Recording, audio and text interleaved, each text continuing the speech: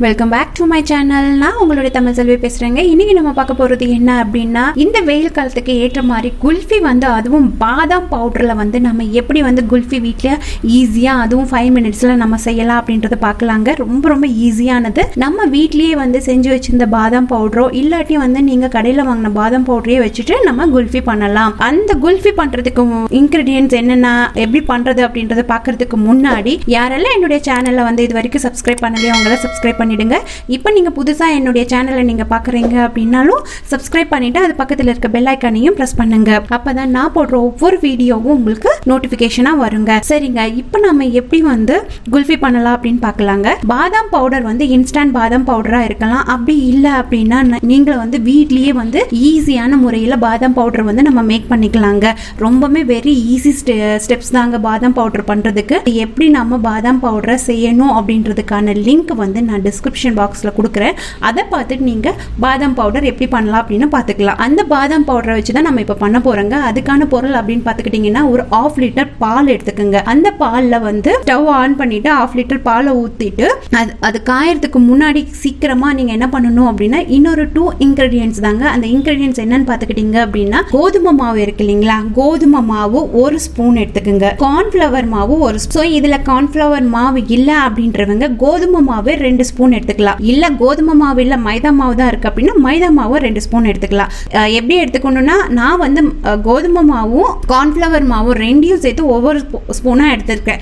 இதுல நீங்க வெறும் 2 ஸ்பூன் கோதுமை மாவு மட்டுமே எடுத்துக்கலாம். இல்ல 2 ஸ்பூன் கார்ன்ஃபிளவர் மாவு மட்டும் எடுத்துக்கலாம். இல்ல மைதா மாவு இருக்குன்னா அதை 2 ஸ்பூன் போட்டுக்கலாம். மைதா மாவு ரொம்ப நல்லது கிடையாது, அதனால தான் நான் மைதா மாவு சஜஸ்ட் பண்ணல. ஸோ அதை 2 ஸ்பூன் எடுத்துக்கிட்டு கொஞ்சம் தண்ணி போட்டுட்டு எந்த ஒரு கட்டி இல்லாம கலக்கி அதை செப்பரேட்டா கொஞ்சம் லைட்டா தண்ணி ஊற்றி கொஞ்சம் நல்லா கலக்கி எடுத்துட்டு நம்ம பால் வச்சிருக்கோம் இல்லையா, ஸோ அந்த பாலோட உடனே போட்டு விட்டுட்டு நீங்க கலக்கி விட்டுடுங்க. ஏன்னா டக்குன்னு அடி பிடிச்சிக்கும் பால் இது பண்ணும்போது. ஸோ நல்லா கலக்கி விட்டுட்டே தான் இருக்கணும். இது கைவிடாம கலக்கி வச்சுட்டே இருக்கணுங்க. அப்புறமா அந்த பாதாம் பவுடர் இருக்கு இல்லையா, அந்த பாதாம் பவுடர் ஒரு 3 to 4 ஸ்பூன் அளவுக்கு நீங்க எடுத்துக்கோங்க. என்னுடைய கொஞ்சம் ஸ்வீட் நிறையவே இருக்கிறதுனால நான் வெறும் 3 ஸ்பூன் மட்டும் எடுத்துக்கிட்டேன். ஸோ உங்களுக்கு ஸ்வீட் நிறையவே நல்லா பிடிக்கும் அப்படின்னு நினைச்சிங்க அப்படின்னா 4 to 5 வரைக்குமே பாதாம் பவுடர் போடலாம். போட்டுட்டு நல்லா கலக்கி விட்டுட்டே வாங்க. அது நல்லா திக் ஆகும். ஸோ அது வரைக்கும் நீங்க கைவிடாம நல்லா கலக்கி விட்டுட்டே வரணும். ஏன்னா இது அந்த பதம் வர வரைக்கும் நம்ம கலக்கி விட்டுட்டே இருந்தோம் அப்படின்னா கொஞ்சம் நல்லா வருங்க. ஸோ இந்த பாருங்க, என்னுடைய வீடியோல நீங்க பார்த்தாவே தெரியும். ஸோ அந்த ஒரு மாதிரி திக்னஸ் கொஞ்சம் ஓரளவுக்கு வந்துடுச்சு. ஸோ அந்த திக்னஸ் அளவுக்கு வர வரைக்கும் ஒரு 10 மினிட்ஸ் பண்ற மாதிரி இருக்கும் அது. ஸோ அப்படியே கலக்கி விட்டுட்டு இந்த பதத்துக்கு நீங்க வந்த உடனே கொஞ்சம் நேரம் ஆற விட்டுடுங்க. ஒரு 5 to 10 மினிட்ஸ் கொஞ்சம் ஆற விட்டுடுங்க. ஸோ ஆற விட்டுட்டு ரொம்பவும் ஆற விட வேணாம். அது ஒரு அளவுக்கு நம்ம காஃபி குடிப்போம் இல்லையா, ஒரு வெதுப்பான காஃபி குடிப்போம் இல்லையா, ஸோ அந்த அளவுக்கு இருக்கும்போது நீங்க குல்ஃபி மோடு இருந்துச்சு அப்படின்னா அதெல்லாம் நீங்க போட்டுக்கலாம். அப்படி இல்லை என்கிட்ட இல்லை அப்படின்றவங்க நீங்க என்ன பண்ணலாம்னா, வெறும் சின்ன டம்ளர் இருக்கு இல்லையா காஃபிக்கு, ஸோ அந்த டம்ளர்ல எடுத்துட்டு அது கூட கொஞ்சமா கீயை தடவி விட்டுக்குங்க. ஸோ ஏன் கீயை தடவி விட்டுருக்கோம்னா, அது நம்ம எடுக்கும் போது ஈஸியா வரும். ஸோ அதுக்காக நான் என்ன கொஞ்சம் லைட்டா கீ போட்டு தடவி எடுத்துட்டு அந்த 4 டம்ளர்லயும் நான் போட்டுட்டேன்.